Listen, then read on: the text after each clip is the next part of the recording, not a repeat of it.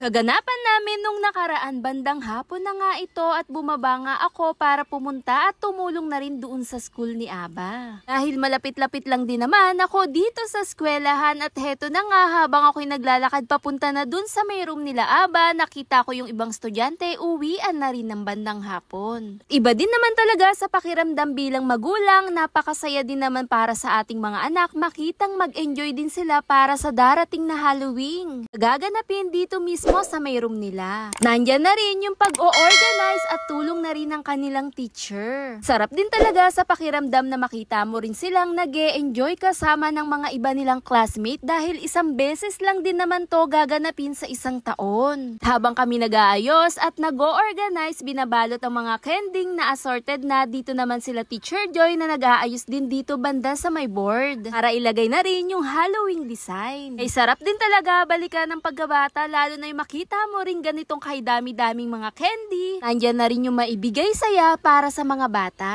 Dahil sa tulong na rin ni Teacher Joy at si Teacher Jane. Sa dalawang mami na rin na nakasama ko dito para magbabalot din kami ng mga candy. Sila Mami Joy at Mami Angel. Sama nga nila dito yung dalawa nilang anak na si Aryan at si Tyler. Bang kami naglalagay ng mga candy dito sa may loop bag, sobrang na-excite na kami para rin sa kinabukasan. Dahil sobrang saya din talaga ang activity na to para rin talaga sa mga bata. Syempre kahit kaming mga magulang napakasaya din para sa ganitong okasyon. Ranasan din ng mga anak namin. Dahil kahit ako mismo kay Aba ngayon lang din niya to mai-experience. Kasama na nga rin dito habang nagbabalot nandyan na rin yung kwentuhan at daldalan. Bandang oras na nga nito medyo madilim-dilim na rin sa labas. At kahit papano unti-unti na rin natapos at agad-agad na nga rin kaming nagbalot pa sa ibang mga candy. Dahil nakaseparate na rin para sa ipagbibigay sa bata at yung para sa mga games na gagamitin. At sobrang matutuwa din talaga ang mga bata nito para sa kinabukasan sa darating nilang Halloween party. O yung trick or treat. Dahil na rin yan sa pamumuno ni Teacher Joy na sobrang sarap din talaga sa pakiramdam lalo na rin sa mga bata.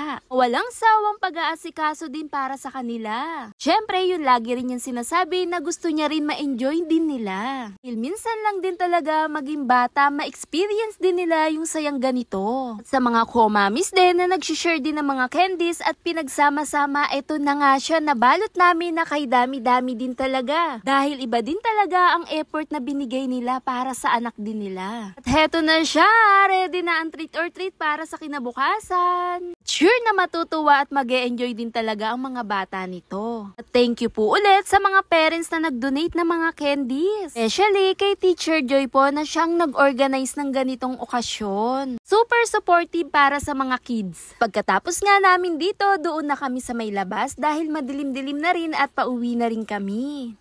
Ready na ang Halloween nila para sa kinabukasan. At diretso na nga ako dito sa may barbecuehan para makabili na rin ng pang-ulam namin. Kasama ko pa si Teacher Joy dito dahil gusto niya rin bumili para pag-uwi niya kakain na lang din siya. Kahit papagod na siya, sulit ligaya naman makikita mo pa rin yung ngiti niya sa mukha niya. Iba din talaga ang effort mo para sa mga bata. Yun lang, follow for more. Bye!